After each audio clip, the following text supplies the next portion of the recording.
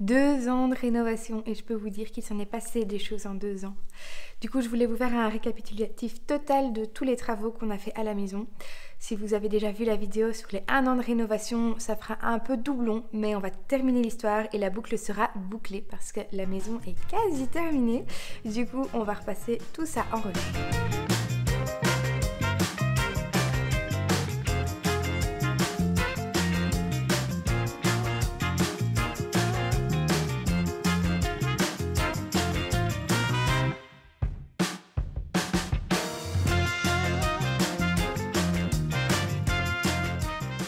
Du coup, on revient en 2019, on est passé devant la maison des milliers de fois sans la voir, mais en 2019, on cherche à fonder une famille et on observe tous les panneaux à vendre.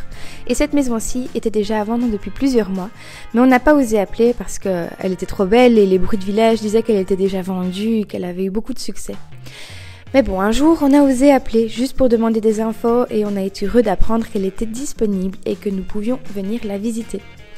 Et durant notre première visite, je ne saurais dire ce qui nous a plu à l'intérieur parce qu'elle datait de la fin du 19e siècle et tout était à refaire. Il y avait de l'humidité partout dans les murs, le plâtre s'effritait, la tapisserie se détachait, le toit était à refaire, il n'y avait pas de chauffage. Mais on était vraiment tombé sous le charme de sa façade et ses jolies pierres, et surtout de son magnifique jardin. Et quelques jours plus tard, nous avons eu l'heureuse surprise d'apprendre qu'une petite fille allait rejoindre l'aventure. Nous nous sommes rapidement mis d'accord sur son petit prénom, il serait Lison. Et notre maison, elle, a pris le nom d'une maison pour Lison. La première étape a été de faire appel à un architecte pour réaliser le nouvel aménagement. Nous souhaitions une grande ouverture pour obtenir de la lumière, de grandes pistes de vie, un bureau ouvert sur le palier, tout ce que nous imaginions pour notre maison y était. Une fois terminé, les devis se sont enchaînés, maçon, châssis, toit, sablage, cuisine, salle de bain, sol. Mais en septembre 2019, l'aventure a vraiment débuté quand on a signé les actes chez le notaire. Nous sommes officiellement devenus propriétaires de cette belle maison. Nous n'avons plus attendu pour commencer et la démolition a débuté. Nous avons commencé par retirer les vieux volets inutilisables pour redécouvrir nos contours de fenêtres en pierre bleue. Ensuite, nous avons commencé à casser l'intérieur. Enfin, je dis on, là, à ce moment-là, c'était plutôt François parce que Lison grandissait dans mon petit bidou. Je me rappelle que nous avons dû emprunter un pied de biche et que nous n'avions pas encore réalisé que nous allions avoir besoin de bien plus d'outils que ça. Grands novices que nous étions, François a marché sur un clou après son premier coup de pied de biche. Bravo les novices! Plusieurs mois de démolition acharnés ont commencé. Chaque week-end, chaque journée de libre, François s'attelait à retirer tout ce qui n'était pas en état pour repartir sur des basses scènes.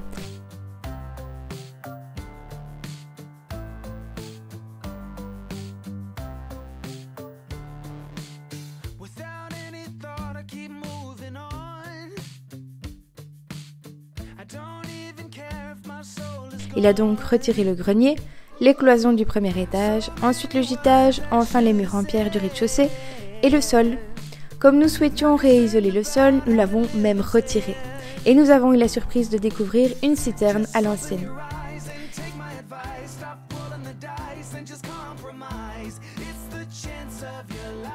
Finalement, pile à temps, nous avons reçu le permis de bâtir. Les maçons sont donc arrivés et ont commencé à créer les nouvelles ouvertures. Pour le pignon se situant à l'est, en une seule journée, nous avons découvert ce qui ferait le cœur de notre maison plus tard. On a été impressionnés par cette lumière du soir. Par la suite, ils ont ouvert notre maison sur 7 mètres de long pour réaliser une annexe à l'arrière. Et en parallèle, pour renforcer notre maison, nous avons commencé à placer nos poutres en acier dans la maison. Armés de notre pelleteuse, nous avons placé les 4 poutres qui feraient la base de notre ossature bois. Les sableurs ont alors fait leur arrivée pour refaire une petite beauté à nos pierres de grès et l'aspect de la maison a totalement changé. Enfin, le sablage étant fait, le couvreur pouvait commencer à intervenir. Nous avons alors commencé à détruire le toit nous-mêmes, mais nous avons extrêmement été affolés quand nous avons remarqué que la poutre maîtresse de la charpente était en très mauvais état, alors que tout paraissait sain avant. Nous avons alors dû tout détruire sur le tas, mais nous n'étions pas préparés et nous avons vraiment eu difficile. La veille de notre mariage, nous étions toujours en train de préparer notre toit. Et puis, on a lâché prise et on a profité de notre tout petit mariage reporté plusieurs fois. Merci Covid! Et à ce moment-là, il nous a fallu un peu de temps pour revenir sur le chantier parce que nous étions vraiment fatigués. Nous avons donc observé notre gîtage se construire, le couvreur voulant travailler sur un sol de fait. Ensuite, notre toit s'est également refait une beauté et l'avant-après nous faisait plaisir à voir. Et puis, petit à petit, on a retrouvé de l'énergie. C'était plus fort que nous en fait. Nous avions en tête l'objectif de terminer la chape de la maison avant notre reprise du travail. On a donc creusé et réalisé la semelle de stabilité pour l'annexe. On a monté quelques blocs pour ça et ensuite on a tout remis à niveau avec des cailloux. Quelques paillasses plus tard, le camion de béton est arrivé et nous avons enfin eu un sol de niveau.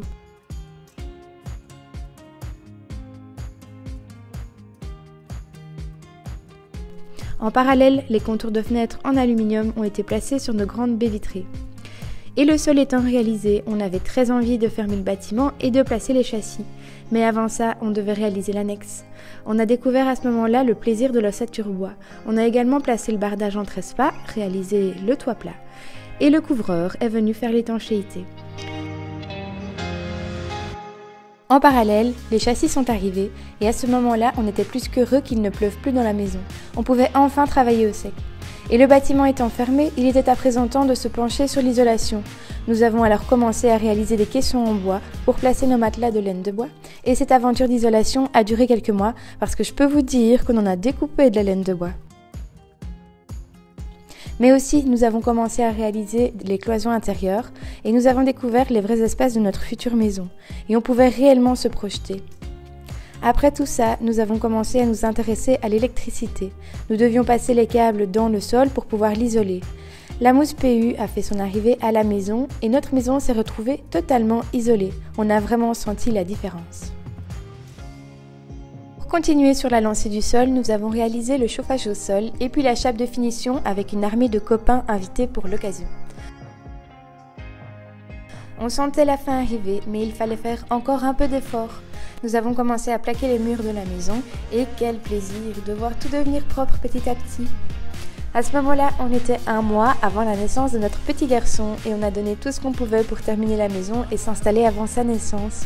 Nous étions chaque jour sur le chantier et nous étions réellement épuisés. François, son frère et son papa s'occupaient en parallèle de l'électricité, tandis que je me concentrais sur les enduits. Et ensuite, François s'est attaqué au sol en carrelant, tandis que j'ai réalisé les peintures de la maison avec mon gros bidou. La cuisine a été placée et on a découvert le cœur de notre maison. Nous avons été chercher notre escalier et l'avons placé à la maison avant de faire une jolie pause pour l'arrivée de Paulin. Pendant ce laps de temps, François retournait à la maison pour terminer le parquet, les arrivées d'eau et l'installation de la chaudière. Enfin, 1 semaine après sa naissance, nous avons déménagé nos affaires à la maison. Rien n'était terminé, mais on était enfin chez nous. Vous vous rappelez au début quand on n'avait aucun outil et qu'on ne savait rien faire? Et voici le résultat, 1 an et demi après.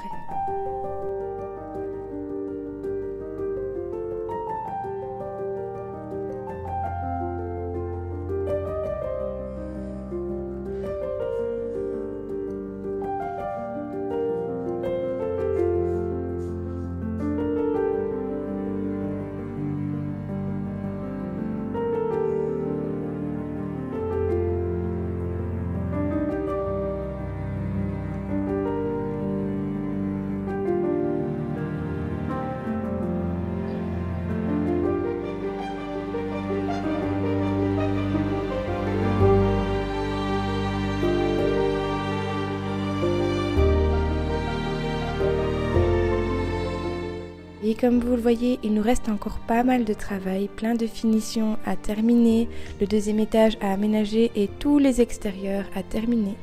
Et vous vous rappelez, au tout début de la transformation, le premier coup de pied de biche où François a marché dans un clou, ça c'est vraiment symbolique parce qu'on n'avait aucun outil, on ne savait pas faire grand chose et finalement ben voilà. Comme quoi tout arrive. Si vous avez aussi un projet de rénovation et qu'on a pu vous donner un petit peu de motivation, si on a pu vous donner un peu d'inspiration, bah, franchement je suis vraiment très contente. N'hésitez pas à me dire en commentaire et je vous dis à bientôt pour une nouvelle vidéo.